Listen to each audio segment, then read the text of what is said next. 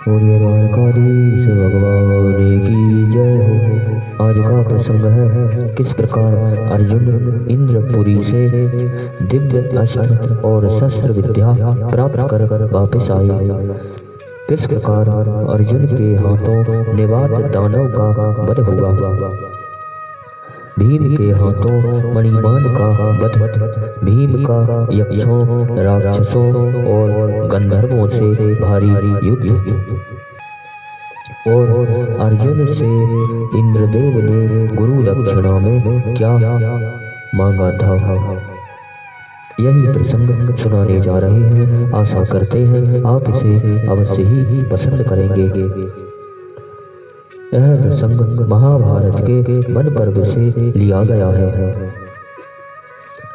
युधिष्ठिर को अर्जुन की याद सताने लगी। उन्होंने द्रौपदी सहित भाइयों से कहा, अर्जुन को गए 4 वर्ष हो गए। जाते समय अर्जुन कह गए थे कि 5 वर्ष बीतने पर मैं श्वेतगिरी पर्वत पर मिलूंगा। अतः तुम सब तैयार हो जाओ, अब हम उधर ही चलेंगे। अब युधिष्ठिर ब्राह्मणों व भाइयों के साथ आगे को चल दिए तथा सहायता घटोत्कच को भी स्मरण कर लिया।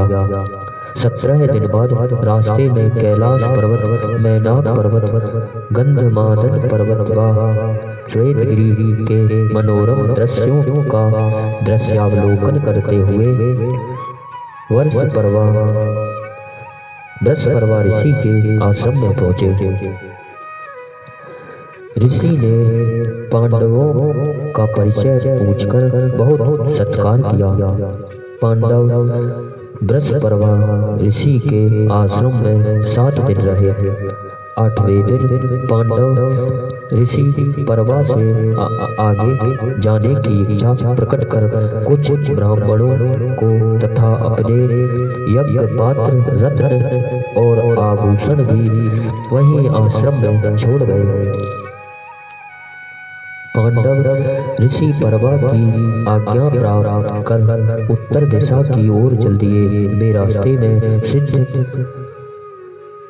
सिद्धाचरण, किम पुरुष आदि देवयोनियों से युक्त गंधमादन पर्वत, अनेक प्रकार के पुष्प वृक्षों, सरोवरों तथा सफेद हाथियों को देखते हुए पर्वत शिखरों पर तान लय पवित्र साम वेदीय संगीत का आनंद लेते हुए राजऋषि अर्षसेन के आश्रम में पहुंचे। सबने राजऋषि को प्रणाम किया। परिचय पाकर राजऋषि ने भी सबका सत्कार किया और वहां के स्थानीय क्षेत्र के ऐतिहासिक व भौगोलिक तथा रहन सहन के संबंध में उपदेश दिया। एक दिन द्रौपदी ने भीम से कहा कि आप यहाँ के यक्षों एवं राक्षसों को मारकर इस स्थान को निर्भय बनाएं। इस माल्यवान पर्वत को एवं स्वयं तथा अन्य साथ के ब्राह्मण लोग भी देखना चाहते हैं। यह सुनकर भीम अपने अस्त्र लेकर निर्भय हो माल्यवान पर्वत की ओर चल दिए। वहाँ सोने, चांदी तथा बहुमूल्य रत्नों से युक्त सोने की 4 दीवारी से घिरी हुई कुबेर की विचित्र अलकापुरी को देखा। उसके बाद भीम का यक्षों, राक्षसों व गंधर्वों आदि से भयंकर युद्ध हुआ। बहुत से राक्षस मारे गए। अंत में कुबेर के मित्र राक्षस मणिमान से भयंकर युद्ध हुआ। मणिमान ने गदासूल, महासूल अर्थात उसके पास जितने भी महाअस्त्र थे भीम पर चलाए, पर भीम बच गए। अंत में भीम ने अपनी गदा को घुमाकर ऐसी जोर से मारी कि मणिमान राक्षस का सिर चूर चूर हो गया और वह मारा गया। तब तक युधिष्ठिर भी भाइयों के सहित वहां पहुंच गए और भीम का युद्ध सुनकर कुबेर भी पहुंच गए। कुबेर ने कहा, मैं भीम के इस कार्य से नाराज नहीं हूँ, क्योंकि भीम तो केवल निमित्त मात्र है। ये सब बातें तो होनी ही थी। कुबेर ने कहा, आप लोग निर्भय होकर यहाँ घूमे, मेरे अनुचर फल फूल आदि सभी की व्यवस्था करेंगे। यक्ष राक्षसों ने भी पांडवों का सत्कार किया तथा रात्रि निवास वहीं कर फिर महर्षि अरिष्टसेन के आश्रम में आ गए। इधर अर्जुन के 5 वर्ष व्यतीत हो गए। ये अग्नि, वरुण, चंद्र, वायु, विष्णु, इंद्र, परमेष्टि, ब्रह्मा, पशुपति, यम, धाता, सविता, त्वष्टा और कुबेर आदि देवताओं से सब भयंकर अस्त्र शस्त्र प्राप्त कर भाइयों के यहाँ जाने की इच्छा इंद्र महाराज से प्रकट की। अर्जुन इंद्र की आज्ञा पाकर कृत माला के अनेक आभूषणों को पहने हुए गंधमादन पर्वत पर रथ से उतरे। अर्जुन को देखकर पांडव बड़े ही हर्षित हुए तथा अर्जुन ने अपने भाइयों का यथायोग्य अभिवादन किया एवं द्रौपदी को इंद्र द्वारा दिए गए आभूषणों को भेंट कर संतुष्ट किया। एक बार अर्जुन ने अत्यंत ही श्रद्धा भाव से भक्ति पूर्वक युधिष्ठिर का चरण स्पर्श कर प्रणाम किया। युधिष्ठिर ने अर्जुन को स्नेह से गले लगा लिया और पास बैठा कर पूछा कि हे अर्जुन, तुमने देवराज इंद्र को कैसे प्रसन्न किया? उस वृत्तांत को सुनाओ। अर्जुन बोले कि हे राजन, मैंने पहले किरात रूपी महादेव से युद्ध किया, फिर महादेव जी ने मुझे प्रसन्न होकर पाशुपत अस्त्र दिए, फिर मैं इंद्रपुरी में उन्हीं के रथ द्वारा पहुंचा।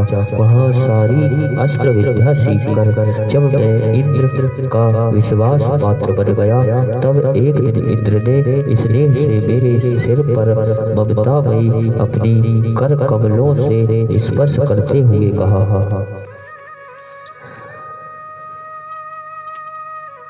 इंद्र ने कहा कि हे अर्जुन, तुम अब सभी प्रकार के शस्त्र विद्या में कुशल हो गए हो। अब गुरु दक्षिणा देने का समय आ गया है, अतः तुम गुरु दक्षिणा के रूप में मेरे शत्रु निवात कवच नाम के 3 करोड़ राक्षस समुद्र दुर्ग में रहते हैं। वे सभी रूप, बल एवं कांति में एक ही समान है। तुम वहां जाकर उन सब का नाश करो। मैंने उसे सहर्ष स्वीकार कर लिया। इंद्र ने अपने हाथों से माथे पर सुंदर मुकुट व दिव्य आभूषण पहनाकर अमोघ कवच दिया। गांडीव चढ़ाने के लिए दिव्य डोरी दी, जो किसी भी प्रकार के शस्त्र से ना काटी जा सके। अब मैंने रथ पर बैठकर निवात कवचों को मारने के लिए दानवों से युक्त भयानक महासागर का दर्शन किया।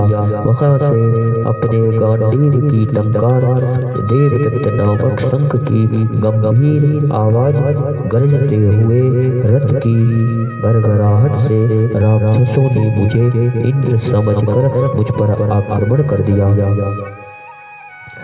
मारू वाजों के साथ राक्षसों ने अपने तीखे तीखे बाणों से तथा एक से एक भयंकर दिव्य अस्त्रों से आक्रमण किया। मैंने भी अपने दिव्य अस्त्रों से उन सब के भयंकर अस्त्रों को काटते हुए राक्षसों को मार कर ढेर कर दिया। अंत में कुछ बड़े राक्षसों ने अपने मायास्त्र से युद्ध प्रारंभ किया। अंततः मैंने उनके माया अस्त्रों आदि शस्त्रों का भेदन करते हुए सभी राक्षसों को नष्ट कर दिया। इस प्रकार सभी निवात दानवों को मारकर उस नगरी में शांति स्थापित कर इंद्रलोक को चल दिए। रास्ते में एक सोने का बना हुआ सूर्य के समान चमचमाता रत्नमयी फल फूलों से लदे वृक्षों से युक्त नगर को देखा और उसके संबंध में मातिल नामक इंद्र का सारथी, जो कि मेरा रथ हाँक रहा था, उससे पूछा। मातिल ने बताया कि यह हिरण्यपुर नामक नगर है। द्वितीय की पुलोमा और कालका नामक दो कन्याएं थी। दोनों राक्षसियों ने दिव्य सहस्त्र वर्षों तक कठोर तपस्या करने के बाद ब्रह्मा जी को प्रसन्न कर मांगा कि मेरे पुत्रों को दुख न हो तथा उन्हें देवता राक्षस नाग आदि न मार सके। ब्रह्मा जी ने यह वरदान देकर उन्हें वह आकाशचारी अत्यंत ही रमणीय और समृद्धि पूर्ण नगर भी दिया। यह पोलोम और कालके नामक राक्षस रहते हैं यहाँ।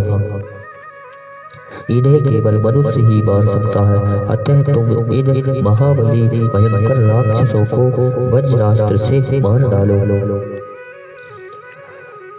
यह सुनते ही मैंने अपने रथ से हिरण्यपुर नामक नगर में प्रवेश कर उन राक्षसों से युद्ध कर उन्हें मार डाला। इंद्र के इस कार्य को पूरा कर उनकी आज्ञा पाकर आपकी शरण में आ गया हूँ। इस प्रकार वनवास के 6 वर्ष पूरे हो गए थे तथा गंधमादन पर्वत पर 4 वर्ष व्यतीत कर कुल 5 वर्ष का वनवास का समय समाप्त किया।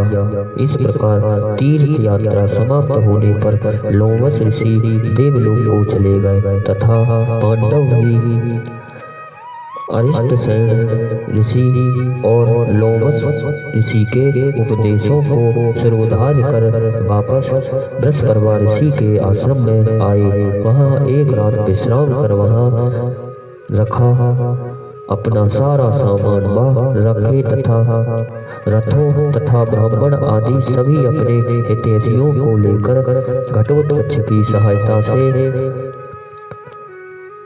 पर्वत होते हुए वैशाख नामक स्थान पर कुछ दिनों के लिए निवास किया। इन्हीं शब्दों के साथ बोलिए द्वारकाधीश भगवान की जय हो।